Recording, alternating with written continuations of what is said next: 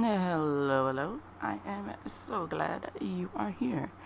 We are reading the second story of the four ghost stories by Mrs. Molesworth.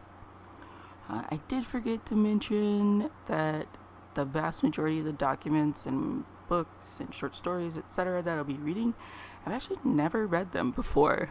So this is a cold read that I'm doing in pretty much one take. I mean, well, obviously it goes through edits and all that stuff, but yeah.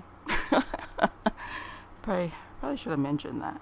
Anyway, back to Mrs. Molesworth's goodness. We are on Witnessed by Two. But tomorrow you will keep for me. I may expect you at the usual time, said young Mrs. Medway to her old friend Major Graham as she shook hands with him. Tomorrow? Certainly. I have kept it for you, Anne. I always said I should, he answered. There was a slight touch of reproach in his tone. She lifted her eyes for half a second to his face, as if she would have said more. But, after all, it was only the words, "Goodbye, then, till tomorrow," that were uttered quietly and almost coldly as Major Graham left the room. I can't quite make Anne out sometimes, he said to himself. She is surely very cold. And yet I know she has real affection for me. Sisterly affection, I suppose. Ah, well, so much the better. But still, just when a fellow's off for heaven knows how long, and altogether it does seem a little overstrained. She can't but know what might have come to pass had we not been separated for so long, or had I been richer. And I don't think she could have been exactly in love with Medway, though by all accounts he was a very decent fellow. She is so inconsistent, too. She seemed really disappointed when I said I couldn't stay today. But I'm a fool to think so much about her. I am as poor as ever, and she is rich. A fatal barrier. It's a good thing that she is cold, and that I have plenty of other matters to think about. And thus, congratulating himself, he dismissed, or believed that he dismissed for the time being, all thought of Anne Medway from his mind. It was true that he had plenty of other things to occupy it with, for the day after tomorrow was to see his departure from England for an indefinite period. Mrs. Medway meantime sat sadly and silently in the library where Major Graham had left her.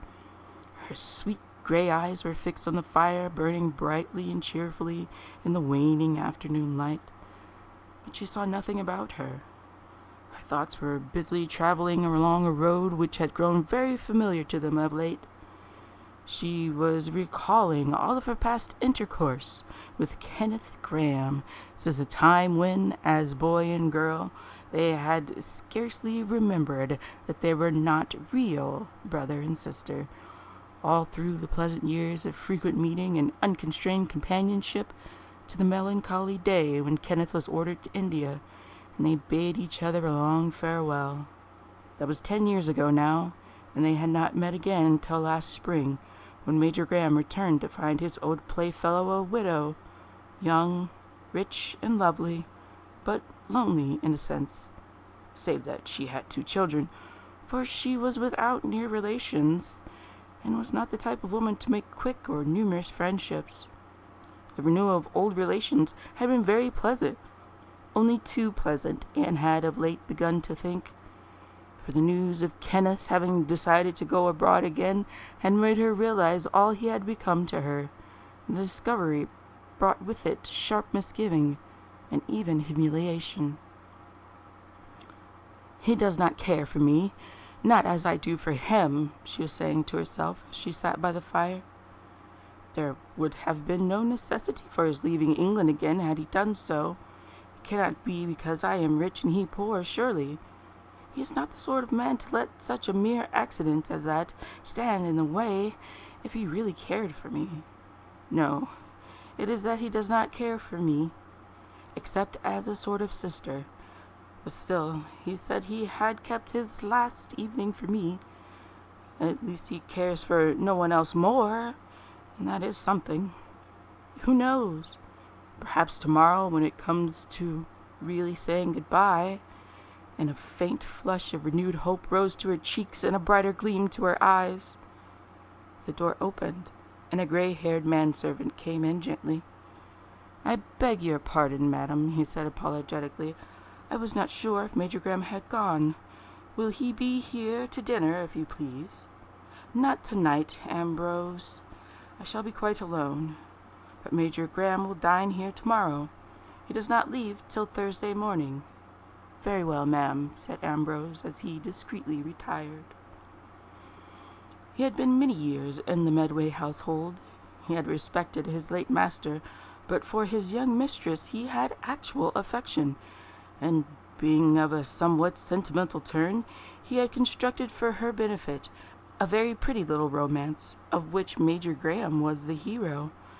It had been a real blow to poor Ambrose to learn that the gentleman in question was on the eve of his departure without any sign of a satisfactory third volume, and he was rather surprised to see that Mrs. Medway seemed this evening in better spirits than for some time past.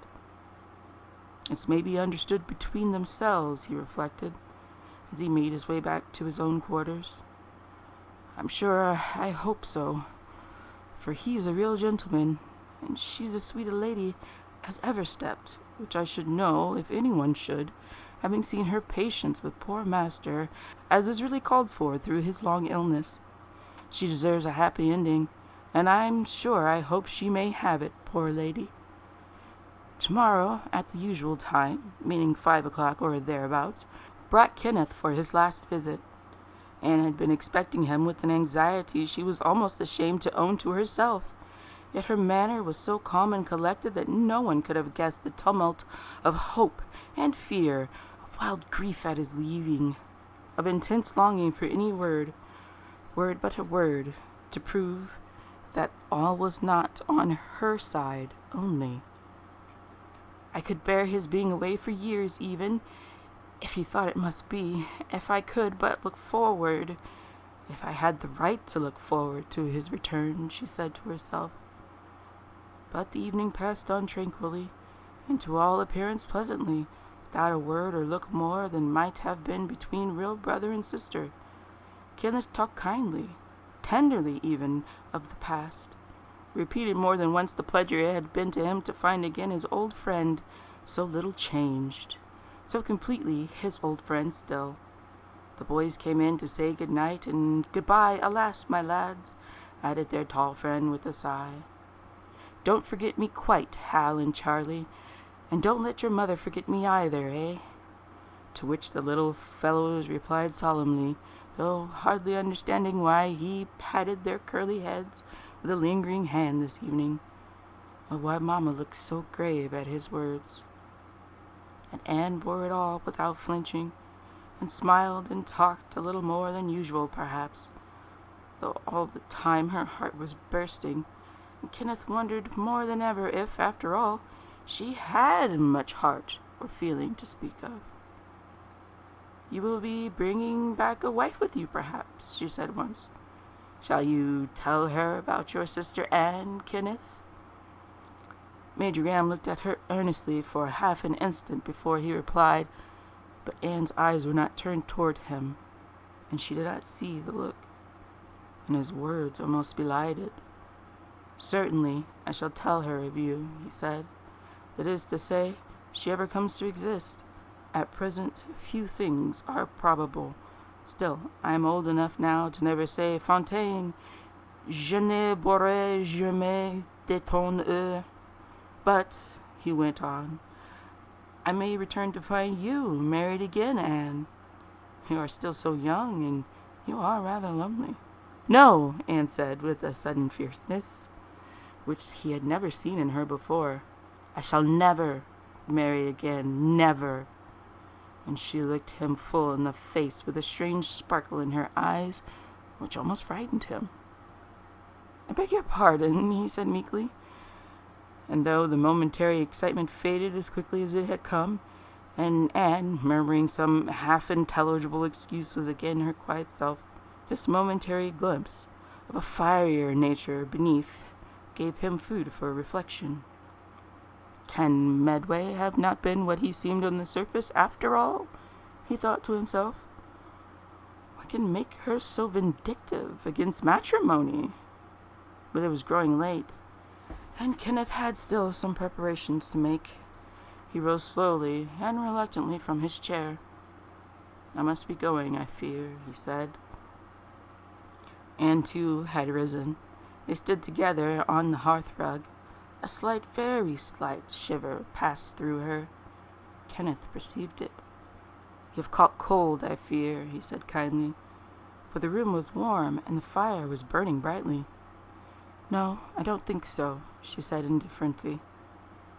You will write to me now and then, he said next. Oh, certainly. Not very often, perhaps, she replied lightly, but now and then. Stay. And she turned away towards her writing table. Tell me exactly how to address you. Your name is your surname enough. There is no other Graham in your regiment? No, he said absently. I suppose not.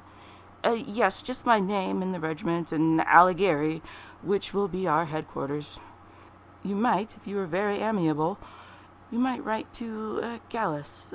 A letter over land would wait for me there, for it was the days of long sea for all troops to India. Anne returned to her former position on the hearth-rug. The moment at the table had restored her courage. We shall see, she said, smiling again. Then Kenneth said once more, I must go. But he lingered still a moment. You must have caught cold, Anne, or else you are very tired. You are so white. And from his height above her, though Anne herself was tall, he laid his hand on her shoulder gently, and as a brother might have done, and looked down at her pale face half inquiringly. A flush of color rose for an instant to her cheeks. The temptation was strong upon her to throw off that calmly caressing hand, but she resisted it, and looked up bravely with a light almost of defiance in her eyes. I am perfectly well, I assure you, but perhaps I am a little tired. I suppose it is getting late. And Kenneth stifled a sigh of scarcely realized disappointment and quickly drew back his hand. Yes, it is late. I am very thoughtless. Goodbye then, Anne. God bless you. And before she had time to answer, he was gone. Ambrose met him in the hall, with well-meaning officiousness, bringing forward his coat and hat. His presence helped to dissipate an impulse which seized Major Graham to rush upstairs again for one other word of farewell. Had he done so, what would he have found? Anne sobbing with the terrible intensity of a self-contained nature once the strain is withdrawn, sobbing in the bitterness of her grief, in the cruelty of her mortification, with but one consolation. At least he does not despise me. I hid it well, she whispered to herself. And Kenneth Graham, as he drove away in his cab, repeated to himself, She is so cold, this evening particularly, and yet can it be that it was to hide away any other feeling? If I thought so, good God! And he half started up as if to call to the driver, but sat back down again. No, I must not be a fool. I could not stand a repulse from her. I could never see her again. Better not risk it. And then I am so poor. And in the bustle and hurry of his departure, he tried to forget the wild fancy which for a moment had disturbed him. He sailed the next day. But the few weeks which followed passed heavily for Anne. It was a dead time of year. There was no special necessity for her exerting herself to throw off the overwhelming depression, and strong and brave as she was, she allowed herself, to some extent, to yield to it. If only he had not come back! If I had never seen him again! she repeated to herself incessantly. I had, in a sense, forgotten him. The thought of him never troubled me all the years of my marriage. I suppose I had never before understood how I could care. How I wish I had never learnt it. How I wish he had never come back. It was above all in the afternoons, the dull, early, dark autumn afternoons, which for some weeks had been enlivened by the expectation, sure 2 or 3 times a week to be fulfilled, of Major Graham's dropping in, that the aching pain, the weary longing, grew so bad as to be well nigh intolerable. "How shall I bear it?" said poor Anne to herself sometimes. "It is so wrong, so unwomanly, so selfish, too, when I think of my children. How much I have to be thankful for. Why should I ruin my life by crying for the one thing that is not for me? It is worse, far worse, than if he had died. Had I known that he had loved me, I could have borne his death, it seems to me." She was sitting alone one afternoon, about 5 weeks after Kenneth had left, thinking sadly over and over the same thoughts, when a tap at the door made her look up. "Come in," she said, though the tap hardly sounded like that ever made.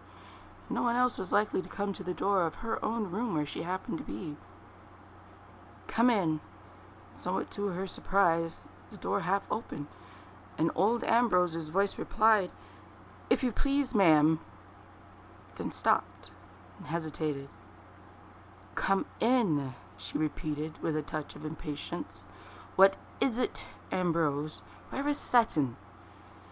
"If you please, ma'am, I couldn't find her. That is to say," Ambrose went on nervously, "I didn't look for her. I thought, ma'am, I would rather tell you myself. You mustn't be startled, ma'am."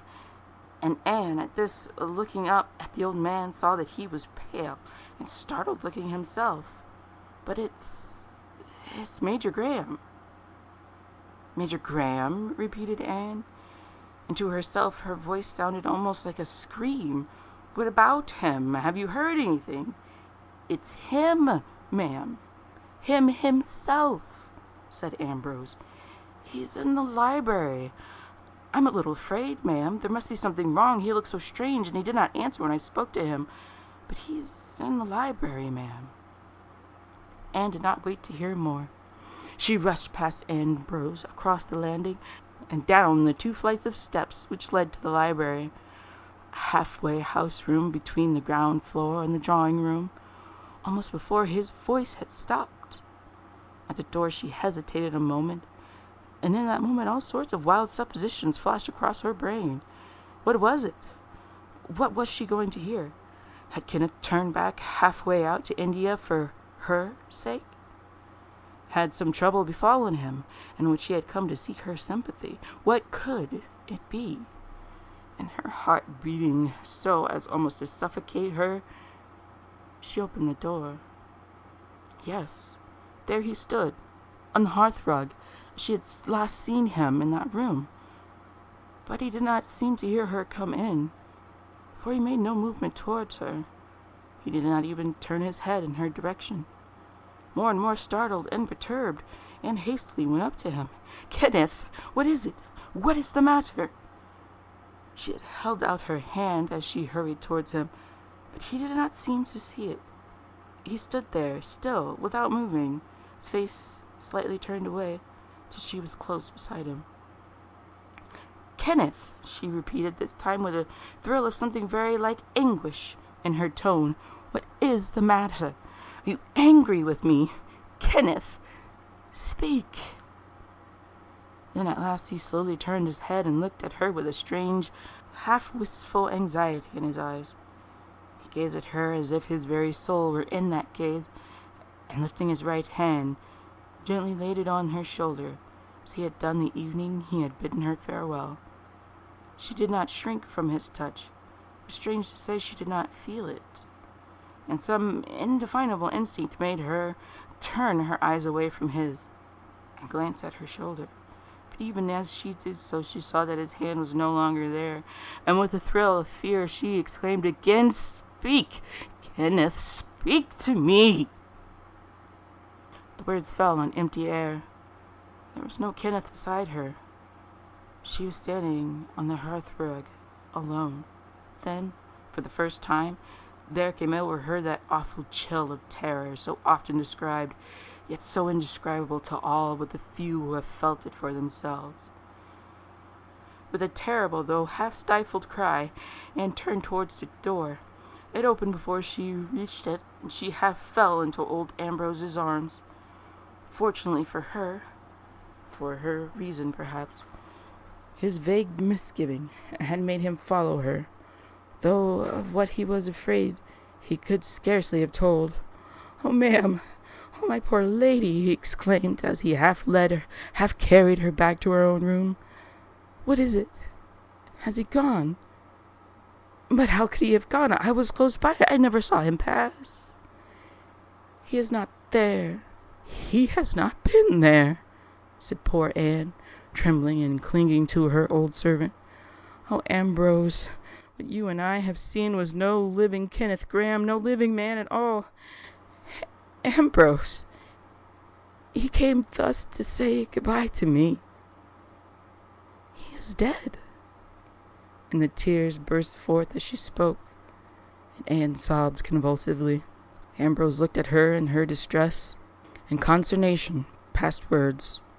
Then at last he found the courage to speak. "My poor lady," he repeated, "it must be so. I misdoubted me, and I did not know why. He did not ring, but I was passing by the door, and something, a sort of feeling that there was someone waiting outside, made me open it. To my astonishment, it was he." And Ambrose himself could not repress a sort of tremor. He did not speak, but seemed to pass me and be up the stairs in the library in an instant. And then, not knowing what to do, I went to your room, ma'am. Forgive me if I did wrong." No, said Anne. "You could not have done otherwise. Ring the bell, Ambrose. Tell Sutton that I have bad news, and that you think it has upset me. But wait at the door till she comes. I am afraid to be left alone." And Mrs. Medway looked so deadly pale and faint that when Sutton came hurrying in to answer the sharply rung bell, it needed no explanation for her to see that Mrs. Medway was really ill. Sutton was a practical, matter-of-fact person, and the bustle of attending to her mistress, trying to make her warm again, for Anne was shivering with cold, and persuading her to take some restoratives, effectively drove any inquiry as to the cause of the sudden seizure out of the maid's head. And by the time Mrs. Medway was better, Sutton had invented a satisfactory explanation of all of it, for herself. "You need a change, ma'am. It's too dull for anybody staying in town at this season, and it's beginning to tell on your nerves, ma'am," was the maid's idea. And some little time after the strange occurrence, Mrs. Medway was persuaded to leave the town for the country. But not till she had seen in the newspapers the fatal paragraph she knew would sooner or later be there, the announcement of death on board Her Majesty's troopship Ariadne, a few days before reaching the Cape, of Major R. Graham, of the 113th Regiment. She had known it, she said to herself, yet when she saw it there, staring her in the face, she realized that she had been living in a hope which she had not allowed to herself, that the apparition might in the end prove capable of other explanation. She would gladly have taken refuge in the thought that it was a dream, an optical delusion fed by her fancy incessantly brooding on her friend and on his last visit, that her brain was in some way disarranged or disturbed. Anything would have been welcome to her. But against all such was opposed the fact that it was not herself alone that had seen Kenneth Graham that fatal afternoon. And now, when the worst was certain, she recognized this still more clearly as the strongest testimony to the apparition not having been a product of her own imagination. And old Ambrose, her sole confidant in his simple way, agreed with her. "If I had not seen him too, ma'am, or if I alone had seen them," he said, furtively wiping his eyes. "But the two of us, no, it can have but the one meaning." And he looked sadly at the open newspaper. "There's a slight discrepancy, ma'am," he said as he pointed to the paragraph.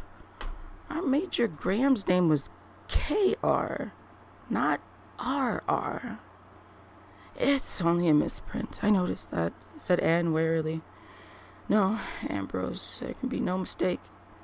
But I do not want anyone, not anyone, ever to hear the story. You will promise me that, Ambrose?" And the old man repeated the promise he had already given. There was another discrepancy, which had struck Anne more forcibly, but which she refrained from mentioning to Ambrose. "It could mean nothing. It is no use putting it into his head," she said to herself. "Still, it is strange." The facts were these. The newspaper gave the date of Major Graham's death as the 25th of November, the afternoon on which he had appeared to Mrs. Medway, and her servant was that of the 26th. This left no possibility of calculating that the vision had occurred at or even shortly after the moment of the death. It must be a mistake in the announcement, Anne decided, and then she gave herself up to the acceptance of the fact. Kenneth was dead. Life held no individual future for her anymore, nothing to look forward to, no hopes, however tremblingly admitted that some day he might return, and return to discover, to own perhaps to himself and to her, that he did love her, and that only mistaken pride or her own coldness or one of the 100 mistakes or perhapses by which men, and so much more than women, allow to drift away from them the happiness they might grasp, had misled and withheld him. No, all was over. Henceforth she must live in her children alone. In the interests of others, she must find her happiness. And in one blessed thought, said the poor girl, for she was little more, even at first to herself, that after all he did love me, that I may, without shame, say so in my heart. For I was his last thought. It must have been to tell me so that he came that day. My Kenneth. Yes, he was mine after all. Some little time passed. In the quiet country place whither, sorely against Seton's desires, Mrs. Medway had betaken herself for a change. She had heard no mention of Major Graham's death. One or two friends casually alluded to it in their letters as very sad. But that was all. And Anne was glad of it. I must brace myself to hear it spoken of and discussed by the friends who knew him well, who knew how well I knew him, she reflected. But I am glad to escape it for a while. It was February already, more than 3 months since Kenneth Graham had left England, when one morning, among letters forwarded from her London address, came a thin foreign paper, one with the traces of travel upon it, of which the superscription made Anne start, and then turn pale and cold. I did not think of this, she said to herself. He must have left it to be forwarded to me. It is terrible, getting a letter after the hand that wrote it has been long dead and cold. With trembling fingers she opened it. My dear, may I say my dearest Anne, were the first words that her eyes fell on. her own filled with tears. Wiping them away, and before going on to read more, she caught sight of the date. On board Her Majesty's troop ship Ariadne, 27th November. Anne started, stranger and stranger, 2 days later than the reported date of his death. And the writing so strong and clear, no sign of weakness or illness even. She read on with frantic eagerness, but it was not a very long letter. When she had read the 2 or 3 somewhat hurriedly written pages, her face had changed as if from careworn, pallid middle age back to fresh, sunny youth.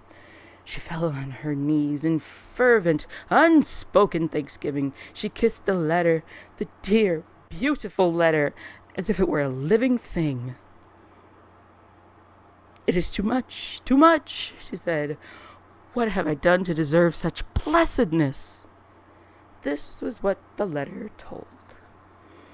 The officer whose death had been announced was not our Major Graham, not Graham of the 113th at all, but an officer belonging to another regiment who had come on board at Madeira to return to India, believing his health to be quite restored. The doctors had in some way mistaken his case, wrote Kenneth, for he broke down again quite suddenly and died 2 days ago. He was a very good fellow, and we have all been very cut up about it. He took a fancy to me, and I have been up some nights with him, and I'm rather done up myself. I write this to post at the Cape, for fear struck me that his initials being so like mine, some report may reach you that it is I, not he. Would you care very much, dear Anne? I dare to think you would, but I cannot in a letter tell you why. I must wait till I see you. I have had a somewhat strange experience, and it is possible, just possible, that I may be able to tell you about it, viva voce, sooner than any idea of when I last saw you. In the meantime, goodbye, and God bless you, my dear child. Then followed a postscript of some days' later date, written in great perturbation of spirit, and finding that the letter had, by mistake, not been posted at the Cape. After all my anxiety that you should see it as soon as, or before the newspapers, it really is too bad. I cannot understand how it happened. I suppose it was that I was so busy getting poor Graham's papers and things together to send on shore that I overlooked it. It cannot now be posted until we get to Gallus. That was all. But it was not enough, and more than enough. The next few weeks passed for Anne Medway like a happy dream. She was content now to wait years even. She had recovered faith in herself, faith in the future. The next Indian mail brought her no letter, somewhat to her surprise. She wondered what had made Kenneth allude to his perhaps seeing her again before long. She wondered almost more. What was the strange experience to which he had referred? Could have had any connection with her most strange experience that November afternoon? And thus wondering, she was sitting alone, in her own house again by this time, one evening towards the end of April, when a ring at the bell made her look up from the book she was reading, half dreamily, asking herself what a visitor could be coming so late.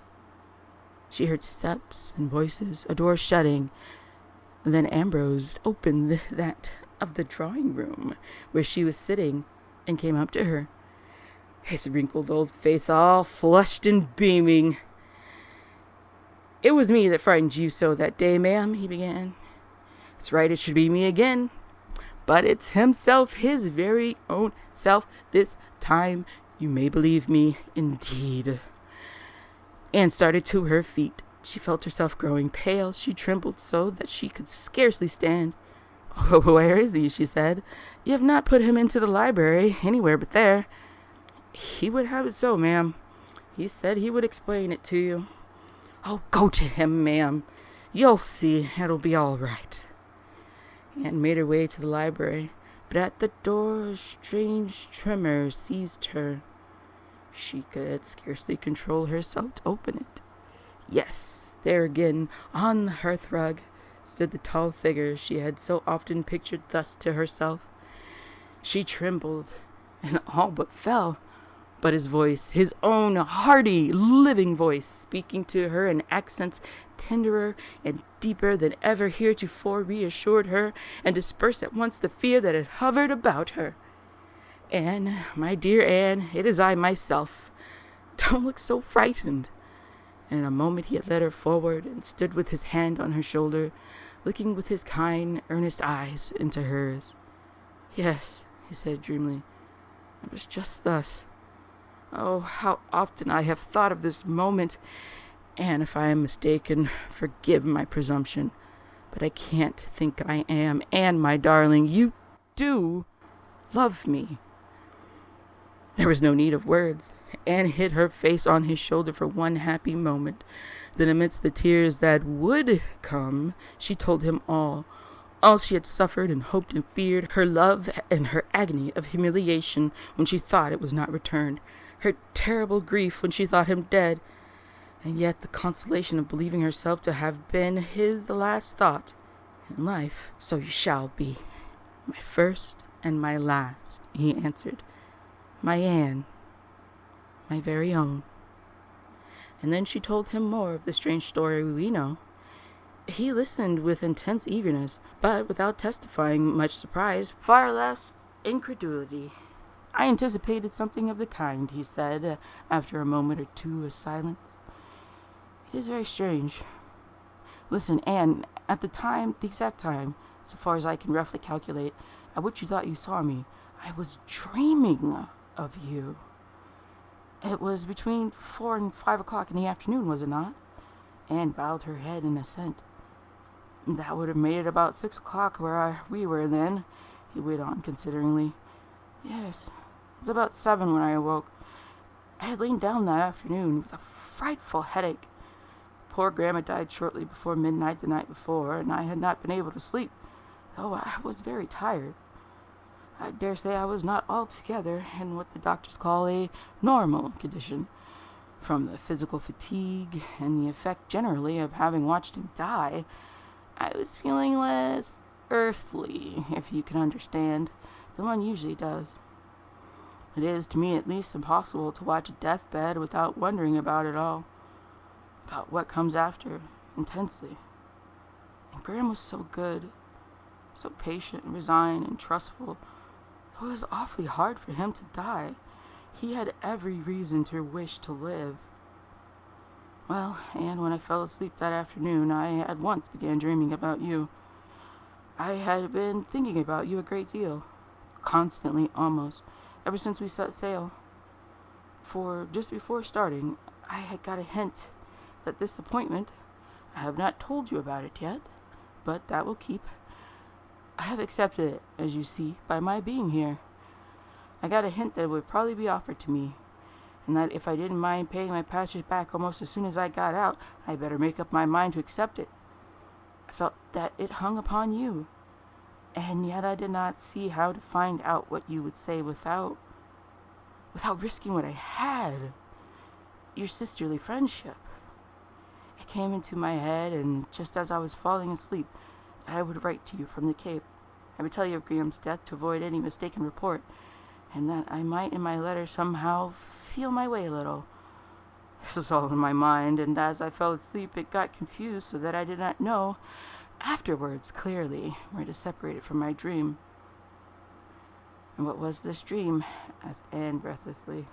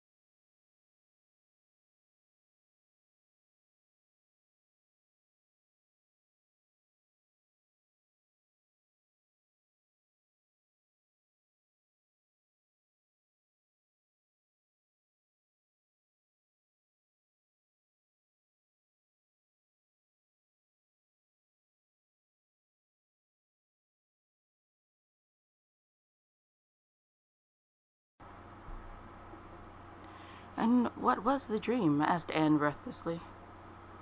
"Almost precisely what you saw," he replied. "I fancied myself here, rushing upstairs to the library in my haste to see you, to tell you I was not dead, and to ask you if you would have cared much had it been so.